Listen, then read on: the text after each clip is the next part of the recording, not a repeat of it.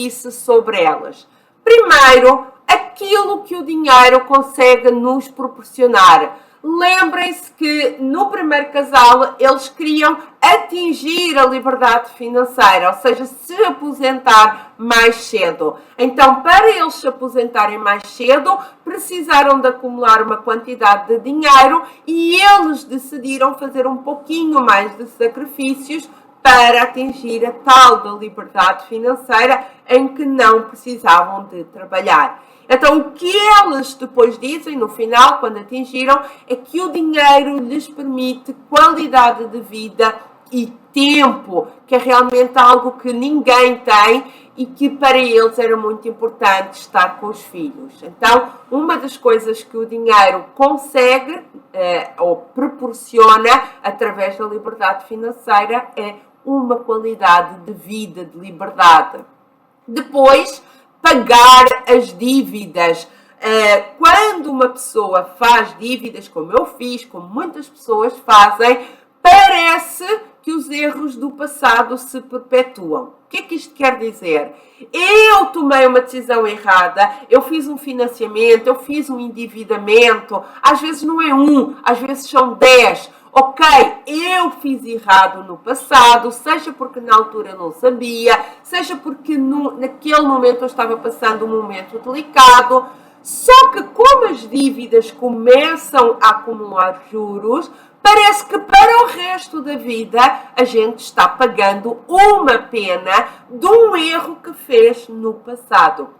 E a melhor forma, a única forma de resolver isso é realmente fazer aqui um plano para quitar as dívidas das pessoas que apreenderam os seus erros, nunca mais vão fazer dívidas, porque é preciso para parar que aqueles juros comecem e continuem a acumular. Então, pagar as dívidas, no fundo, é pagar pelo erro que nós próprios fizemos, que nós já entendemos que fizemos, mas que sem dinheiro não nos conseguimos livrar daquela pena. E neste caso, uma das pessoas, ela estava cheia de dívidas, também durante o momento fez um sacrifício grande para conseguir acumular o máximo de dinheiro para pagar as dívidas, e ela depois diz esta frase: paguei as dívidas, eu sinto que já paguei a minha pena. Ou seja, ela tinha cometido uns erros lá 10, 15 anos, só que as dívidas vão crescendo como bola de neve. Depois, a outra coisa que o dinheiro nos proporciona é pensar no futuro através dos investimentos. Reparem que o Tese, ele achava que ia sempre ser um jogador profissional e ele acabou por se magoar e até ser dispensado. E ele vivia muito aflito, que ele tinha uma bebê muito pequenina, muito bonitinha, e ele disse: o que é que vai ser da minha família? Então, o investir também nos permite nós salvaguardarmos o nosso futuro. E, finalmente, o dinheiro também nos proporciona iniciar um negócio que a deixa mais feliz. Lembrem-se da Lindsay. A Lindsay tinha 2 empregos de garçonete, ela detestava aquilo, ela era uma artista e quando ela começou a juntar algum dinheiro, ela teve aqui um fogo para empreender e ela fazia aquilo que amava. Não quer dizer que a Lindsay quisesse ficar em casa sem fazer nada. Ela só queria trabalhar naquilo que amava, que é uma coisa que a maioria das pessoas não consegue ter esse gosto. Muitas das pessoas estão ou em trabalhos que não gostam, ou em ambientes ou empresas que não gostam, porque não têm dinheiro para fazer ou a transição de carreira ou simplesmente mudar de empresa. Então, o dinheiro nos permite dar-nos essas liberdades todas.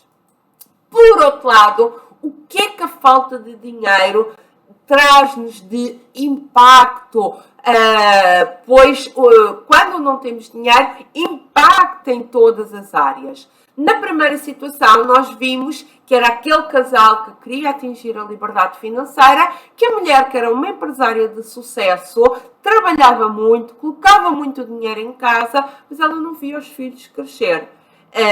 Para manter aquele determinado padrão de vida, precisavam que ela continuasse a trabalhar mais e a pagar mais e a trazer mais dinheiro para casa. Então, reparem que para ela o mais importante era ver os filhos crescer. Então, reduziram um pouquinho o padrão de vida e ela não precisou de trabalhar tanto. Então, reparem como é que um pouquinho tudo muito confuso. Ela, para manter um padrão de vida, precisa trabalhar muito, não vê os filhos crescer. Quando reduz o padrão de vida, ela acaba por estar muito mais feliz e ver os filhos crescer. Não ficaram mais tristes por reduzir o padrão de vida, pelo contrário, atingiram a liberdade financeira e se aposentaram mais cedo.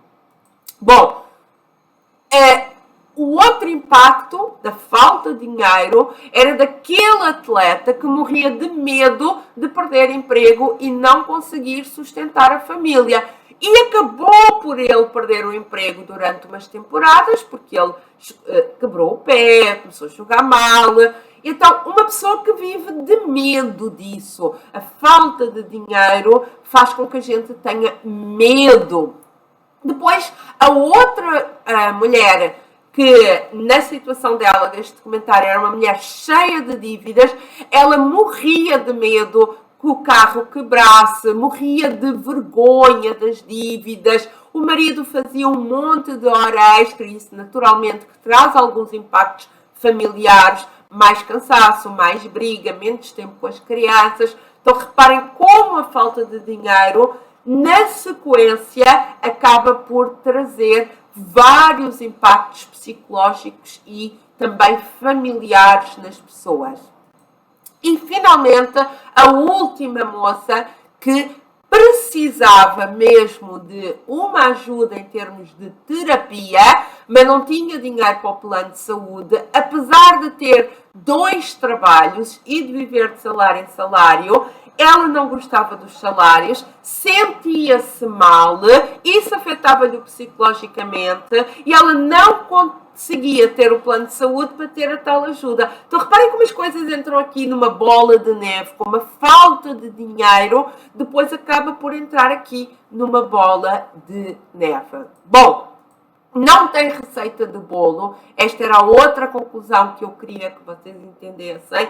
Quando um educador financeiro sério faz um trabalho, tem que entender qual é o ponto A que a pessoa está, e cada pessoa é diferente, tem uma vivência diferente, e qual é o ponto B que a pessoa quer ir. Lembrem-se que neste documentário tivemos 4 pessoas que estavam em pontos diferentes e queriam ir para pontos diferentes. Um casal que se queria aposentar mais cedo, um jogador que queria aprender a investir para ter dinheiro no futuro, depois uma mulher que queria pagar as suas dívidas, depois a outra que queria simplesmente trabalhar no que ama e fazer uma transição de carreira. Então, o educador financeiro não tem uma receita. Isto não é como pagar um ônibus que toda a gente vai no mesmo ônibus e para em todas as paragens. O educador financeiro é uma espécie de Uber. Leva a pessoa do ponto A ao ponto B, como a pessoa desejar, ao ritmo da pessoa, com as características daquela pessoa, daquela família e considerando as emoções daquela pessoa e daquela família. Um educador financeiro não cobra, um educador financeiro não diz que errou, um educador financeiro ajuda a prevenir o erro. Bom, mas o mais importante deste documentário, e se você não viu nada disso, fique só com esta frase porque resume. Ele demonstra que quando bem acompanhado, todas as pessoas podem mudar as suas situações financeiras. Tivemos situações bem diferentes, algumas próprias que eu achei bem desafiadoras como educadora financeira, como da mulher que estava com bastantes dívidas e eles pagaram ali num tempo recorde. Então, foi muito legal porque um educador financeiro bom consegue mostrar soluções para todas as situações financeiras, porque as pessoas acabam por se adaptar e conseguir ter todo o entendimento da situação. O que na minha opinião faltou? Faltou colocar lá um educador financeiro que ajude utilizando finanças comportamentais, trabalhando a mentalidade, e ele é bem claro, por exemplo, no caso da mulher que tinha dívidas, quando ela vai às compras e só compra algumas coisas e não compra outras, ela sai de lá a sofrer. Portanto, isso poderia ter sido evitado utilizando as ferramentas de finanças comportamentais. Também seria legal para entender, em especial as pessoas que tinham dívidas, como é que estão um ano depois, 2 anos depois, ou seja, fazerem o documentário daqui a 1 ou 2 anos.